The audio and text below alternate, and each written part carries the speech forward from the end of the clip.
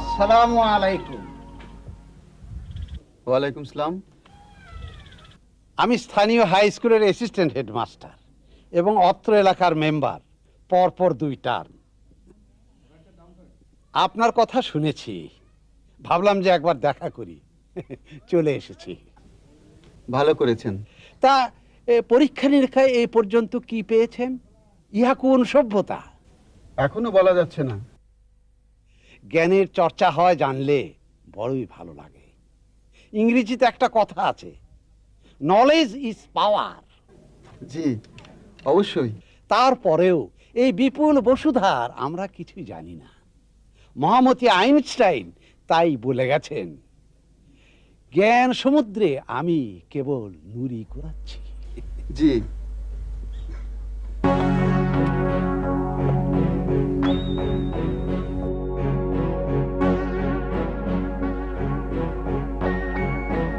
এই মেয়ে ফ্ল্যাক্সে করে আপনার জন্য কি এনেছে? চা খাবেন? খেতে পারি, যদিও চায়ের মধ্যে আছে ক্যাফিন, স্বাস্থ্যের জন্য অত্যন্ত হানিকর। বিবাহ করেছে? জি। স্ত্রী কোথায়? ঢাকায় থাকে, চাকরি করছে। আসার কথা। এই যে মেয়েটা আপনাকে চা দিয়ে গেল, এরা আপনি চেনেন? জি, বনু। মাঝে মধ্যে আমার এখানে এসে কাজকর্ম করে দিয়ে যায়, আমার সঙ্গে খায়। দেখেন, আপনি বিদেশি মানুষ, আপনাকে সাবধান করা আমার কর্তব্য। এই মেয়ে সাধারণ মেয়ে না, অতীব ডেঞ্জারাস। ডেঞ্জারাস মানে? সাক্ষাৎ ডাইনি, অনেক ক্ষমতা টমতা রাখে। গ্রামের মানুষ ভয়ে তারে কিছু বলে না। আপনি শিক্ষক মানুষ হয়ে এসব কি বলছেন?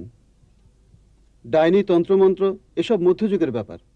বিংশ শতাব্দীতে আবার ডাইনি কি? বিশ্বাস করা না করা আপনার ব্যাপার, আমি সাবধান করে দিলাম, ভালো কথা। মেয়েটা কি রাত্রে তাঁবুর ভেতর ঘুমায়? ছি ছি, আপনি কি বলছেন? মারা পড়বেন ভাই সাহেব, জীবনে মারা পড়বেন। আসসালামু আলাইকুম।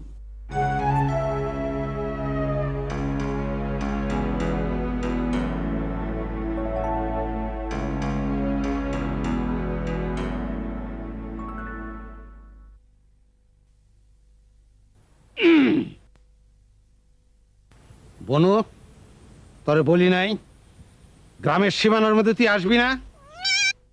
বলছি তোরে বলছি না?